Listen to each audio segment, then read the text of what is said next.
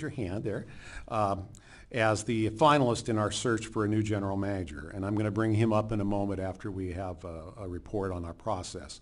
But what I'd like to right now is call up Celia Coopersmith with the executive search firm KL2 Connects, LLC, with whom we contracted for the GM recruitment and to go over the search process and some of the particulars that you did for us. And good morning, Celia. Good morning. Thank you. Ooh, you're right. This is very loud. Okay. Thank you very much. Is it too loud back there? Okay, good. Okay, good. Good. Then I will keep it close. Thank you very much for the opportunity to undertake this search in the first place, and for this opportunity specifically to talk about the process that we went through. KL2 is an executive search firm that focuses exclusively on public transportation. Everyone in the firm has a public transportation background. I served as a general manager myself in 2 different properties in San Francisco as well as in Reno, Nevada, and served as a deputy CEO up in Sound Transit in Seattle. So that's not an unusual background. We have several former general manager types within the organization, so we focus on what we know really well, which is the public transportation world.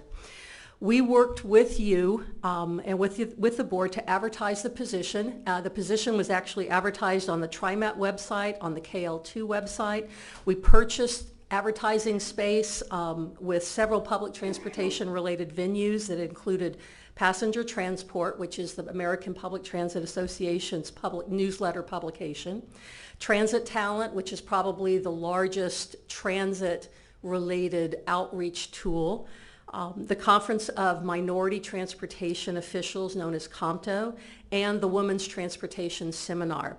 We also conducted specific outreach to individuals that we thought would be good candidates able to work effectively here in the Pacific Northwest culture and within this community.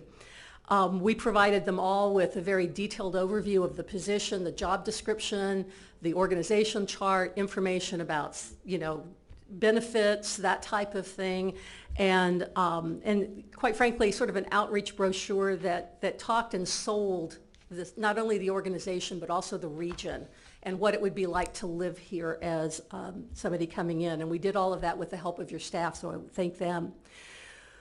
In evaluating candidates, we focused on their technical expertise, their background in the industry or in similar industries. We focused on their financial planning and visioning experience, their external relations experience, both with the community at large as well as with politicians and all the way up through lobbying for funds back in Washington, that type of thing. We also looked for labor and employee relations management experience and their approach to how they go about building those relationships, and then general leadership qualities. The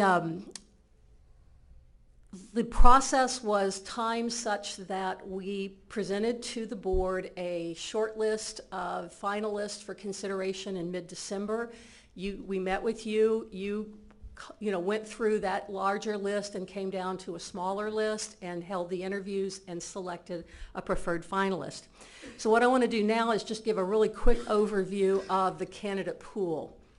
We had a total of 36 applicants that finally, actually came in and put in their application and went through the process. We reviewed all of them. We actually chose to interview 12 of the strongest candidates. Of those 12, 7 were Caucasian males, 2 were African American males, and 3 were African American females. We also spoke extensively with 3 additional minority candidates that ultimately chose not to apply for the position. Of the 36 candidates, it's important to note that 3 of those 36 came in very late. They came in after that December board meeting where you selected. And we did review all of those candidates to see how they would compare. And none of them were as strong as the existing candidate pool, so we did not bring them forward and go through the process. But had there been someone coming in late that had been of that same caliber to be a part of the pool, we would have brought them forward at that point. We did recommend 7 candidates as semi-finalists 4 of the semifinalists were Caucasian males, 2 were African American females, and 1 was an African American male. The list of finalists that you interviewed include 2 Caucasian males and 1 African American female. So in summary, that 41% of the individuals that we interviewed by KL2 were minority candidates and 25% were female. At the semifinalist stage, 43% of the candidates were minority individuals and 29 were female. And then at the last stage of the process, 1 of the finalists was a minority female. All of the candidates did request confidentiality. That is something that has played a big role in all general manager type searches now. Communities want to be very involved, and I think that's fantastic. I've certainly worked in that kind of an environment myself, but I will also tell you that there are some candidates that might have been good candidates but did not pursue the opportunity because they did not feel comfortable putting their current position at risk in that regard. There are also other factors that people just they didn't like the weather. I mean, to be very blunt about it, I had several people that we talked to that just said, I can't live where there's not as much sun as what I currently have, and we can't do anything about that. They just don't know. They don't know how wonderful it is. And so they don't understand how you get green is that you have water. Any questions? Yes, thank you. I suspect we may have some questions from the board. Do we have some questions from the board? Okay, I have a couple questions for you. So obviously we think this is the most perfect place to live, as you point out, in the world.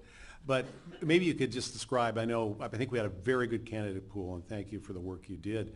But did you hear anything from folks about why they may not have applied in Portland, just so we understand in the future and some of the things we may be facing in Portland in general? Certainly, I'd be glad to answer that. I would say there were truly 5 things that I heard, and one of them was the weather, and that just happens. There's nothing you can do about that. The other was confidentiality. I know for certain we had one of the semifinalists that ended up pulling out because he could not feel comfortable with being brought forward publicly prior to actually having an offer on the table. But then there were 3 other things that came into play, and these are things that have been excellent, really good, financially solvent decision-making by this board of directors, but they have made you less competitive in the industry. Those are the fact that any individual coming into this position was not going to have an opportunity to earn a bonus, and I heard from somebody yesterday that just got a $70,000 bonus, minority candidate or minority general manager in another property. $70,000 versus 0 is a bit of an impediment. The fact that there is no defined pension benefit offered any longer. There's certainly pension savings, but it's a defined contribution. It's not a defined benefit. The old style type of pension program. And then the lack of access to retiree medical benefits. Those are expensive things to offer to an organization, and they are troublesome for those places that are still offering them because it's expensive to pay for them. So the fact that you have chosen not to do them is a good business decision, but there are still systems out there that are offering them, and people that are in those organizations are not going to leave such a wonderful program where they and their family would still have benefits and they'd have a defined pension and that type of thing. Thank you. That's very helpful. Are we competing against or New York, Philadelphia, Chicago, LA, who can have the ability to offer more of that? Well, we had candidates that came from all across the country. Your finalists, your semifinalists, literally coast to coast, north to south.